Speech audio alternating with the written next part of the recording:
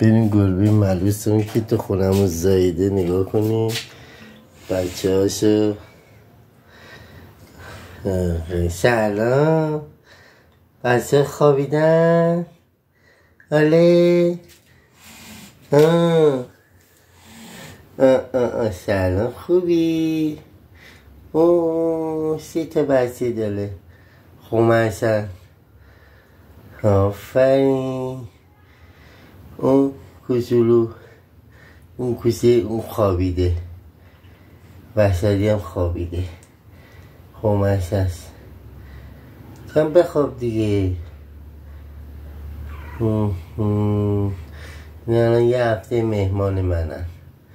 آره اومده توی کارتونه بچه‌اش زایده. خومش مهمان منه با مامانش، بچه‌اش رو خیلی داره.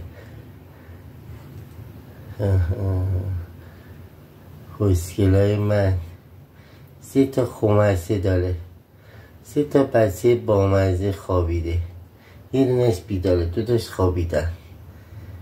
1 2 تا 3 تا.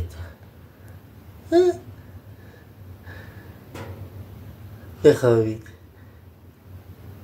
اینا مهمانای منن تا بزرگ بشن. بگید بخوابید. شب بخیر. شب بخیر کوچولو.